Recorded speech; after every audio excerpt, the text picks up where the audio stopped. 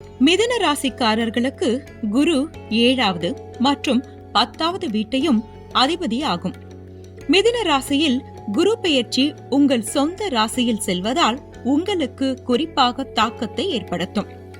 குருவின் பார்வை உங்கள் 5ஆம் வீடு, 7ஆம் வீடு மற்றும் 9ஆம் வீடு ஆகியவற்றின் மீது இருப்பதால் குழந்தைகள் தொடர்பான நல்ல செய்திகளை பெறுவீர்கள். நீங்கள் குழந்தை பெற விரும்பினால் உங்கள் குழந்தை கனவு நனவாகும்.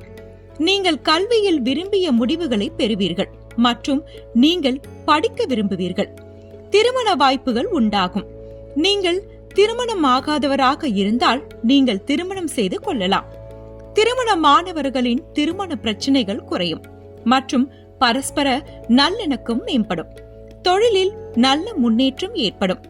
நீங்கள் சமூகத்தில் செல்வாக்கு மிக்க மற்றும் மரியாதைக்குரிய நபர்களை சந்திப்பீர்கள். இதன் மூலம் நீங்கள் வியாபாரத்தில் நல்ல லாபம் மற்றும் சமூக முன்னேற்றம் அடைவீர்கள். உங்கள் அதிர்ஷ்டம் மேம்படும் மற்றும் உங்கள் கஷ்டங்கள் குறையும்.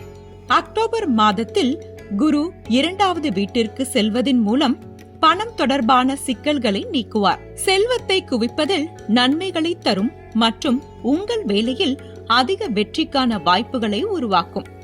டிசம்பர் மாதத்தில் வக்ர நிலையில் உங்கள் ராசிக்கு குரு வருகையால் உடல் நல குறைபாடுகள் ஏற்படலாம் மற்றும் திருமண உறவுகள் மற்றும் வியாபாரத்தில் ஏற்றத்தாழ்வுகள் ஏற்பட வாய்ப்புள்ளது. பரிகாரம்: வியாழன் அன்று ஒரு கோவிலுக்கு உளுத்தம் பருப்பு தானம் செய்யுங்கள்.